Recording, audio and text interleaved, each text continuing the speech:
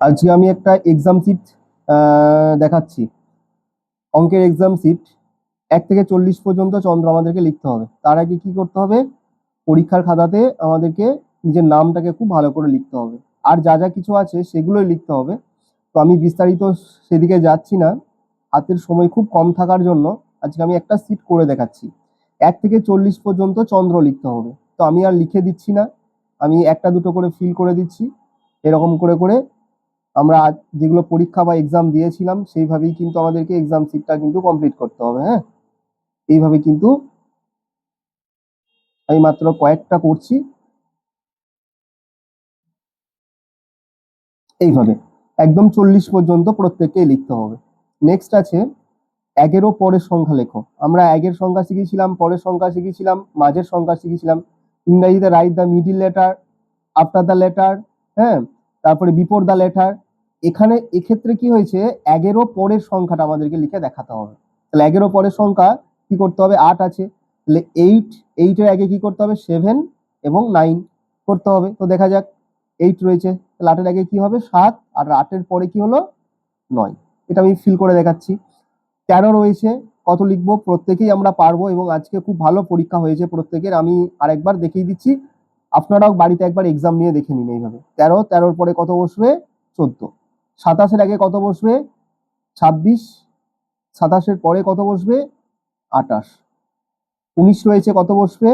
18। 19-এর পরে কত হবে? 20 হবে। মাঝের সংখ্যাটা আমাকে লিখতে হবে এবার। 1-এর আর পরেরটা লিখতে হলো, তাহলে 7, 8, 9, 12, 13, 14, 26, 27, 28, 18, 19, 20। এইবার মাঝের সংখ্যাটা লিখতে হবে। মাঝের সংখ্যা তাহলে কত হলো? 25-27 রয়েছে, তাহলে আমাকে মাঝের রাইট দ্য মিডিল লেটার। এবার আমাকে কি করতে হবে? যে আমরা ইংরেজি ক্ষেত্রে কি করেছিলাম? রাইট দ্য মিডিল লেটার করেছিলাম। তো এখানেও তাই, আমাকে মানে মাঝের সংখ্যাটা লিখতে হবে। তাহলে 25 রয়েছে, কি লিখবো এখানে আমি? 26 লিখবো। আচ্ছা, 15 রয়েছে, কত লিখবো? 16 লিখবো। হ্যাঁ, আচ্ছা, বেশ। এইবার আমাকে লিখতে হবে যেটা 30 রয়েছে, কত লিখবো তাহলে? 31 লিখবো। 40 রয়েছে, কত লিখবো? 41 লিখবো। আমরা এটাও শিখেছিলাম, ক স্তম্ভের সঙ্গে খ স্তম্ভ মেলাও। 4-এর দাগে, 4-এর দাগে তাহলে কি করতে হবে? 10 রয়েছে, কোথায় 10 রয়েছে আমাদেরকে দেখতে হবে। 10 মেলালাম। 15 রয়েছে, 15-র সাথে 15 আমি এখানে মেলালাম। 18 রয়েছে, 18-র সাথে 18-কে মেলানো হলো। 25-এর সাথে 25-কে কি করলাম? মেলালাম। 30-এর সাথে 30 কিন্তু মেলালাম। আচ্ছা, তো এখানে কি রয়েছে? 10। এটাকে সংখ্যার সঙ্গে কথাই কিন্তু এবার মেলাতে হবে। এতক্ষণ আমরা সংখ্যার সঙ্গে সংখ্যা মেলালাম, এবার সংখ্যার সঙ্গে কথাই দিয়েছি আজকের পরীক্ষায়। তো দেখা যাক কিভাবে মেলাচ্ছি। 10-এর সঙ্গে 10-কে মিলিয়ে দিলাম। 12-র সাথে 12 মেলানো হলো। অনেক গার্জেনের অনেক কমেন্ট থাকে, তো কিছু কিছু গার্জেন কোনো প্রশ্ন বুঝতে পারে না, তো সেই কারণের জন্য আজকে আমি এই প্রশ্নের অ্যান্সারটা কিন্তু করে পাঠিয়ে দিচ্ছি, আপনারা বাড়িতে একটু মিলিয়ে নেবেন। 18-র সাথে 18, 9-এর সাথে কি করলাম? 9, এবং 20-র সাথে 20 কিন্তু আমি ম্যাচ করে দিলাম। নেক্সট, সঠিক বানান খুঁজে তার নিচে দাগ দাও। তাহলে আমাকে সঠিক বানানটা খুঁজে নিতে হবে। দেখা যাক সঠিক বানান খুঁজে নিই। আচ্ছা, 9 রয়েছে, তাহলে এখানে কত রয়েছে? 9। তো আমাকে নিচে আমি একটা গোল মার্ক করতে পারি এইভাবে, অথবা আমি দাগ করতে পারি। দেখো 12 রয়েছে, তাহলে 12-র জায়গায় আমি কি করব? এরকম করে আমি একটা মার্ক করে দিই, দাগ করে দিলাম। এটাও করা যায়। নেক্সট, কত রয়েছে? 15, তাহলে 15 নিচে আমি এভাবে দাগ করলাম। তারপরে কত রয়েছে? 18, তো এই 18 নিচে কিন্তু আমি এইভাবে দাগ করলাম, তলায় দাগ দেওয়া হলো। এইভাবে করা গেল। ফাঁকা ঘরে সঠিকভাবে চিহ্নটা বসাতে হবে। এই 3টে চিহ্ন আমি করেই রেখে দিলাম, তাড়াতাড়ি হবে, কারণ সময় আজকে অনেকটাই কম রয়েছে। তো সেই কারণের জন্য, আর এটা আমরা প্রত্যেকেই জানি এই দুটো সংখ্যা। তো এই 25, 26, 27 যেহেতু সমান চিহ্ন, তাই সমান দিলাম। 30 থেকে 35, তো আমরা প্রত্যেকেই জানি কম থেকে বেশির দিকে যখন যাচ্ছে তখন এই চিহ্নটা বসবে। হ্যাঁ, আর বেশির থেকে যখন কমের দিকে যখন যাবে তখন কিন্তু এই চিহ্নটা বসবে। হ্যাঁ, তো 8-এর সঙ্গে 8 হলো 10, তারপরে 20 গেল। আচ্ছা, নেক্সট গেল 7-এর দাগে চলে যাই। 1 থেকে 20-র মধ্যে জোড় বিজোড় সংখ্যাগুলোকে লিখতে হবে। আমরা জোড় সংখ্যা বিজোড় সংখ্যা কাকে বলে জেনেছিলাম, এবং কোনগুলো জোড় কোনগুলো বিজোড় আমরা কিন্তু জেনেছিলাম। তো 1 থেকে 20-র মধ্যে 2, 4, 6, 8, 10, 12, 14, 16, 18, 20, এটা হচ্ছে জোড় সংখ্যা। হ্যাঁ, আচ্ছা বিজোড় সংখ্যা কোনগুলো তাহলে?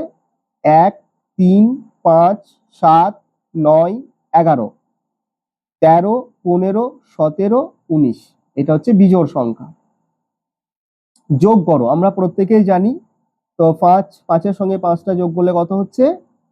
একদম 10টা হবে। এটা আমরা প্রত্যেকেই জানি। 6 আর 4 কত হবে? 10। আমি বাকিগুলো প্রত্যেকেই পারা যাবে। তো 7 আর 9 কত হবে? 16 হবে। 8 এর সঙ্গে 1 যোগ করলাম কত হবে? 9 হবে। 4 আর 3 কত হবে? 7 হবে। খুব সহজ প্রসেসের অঙ্ক এসছে।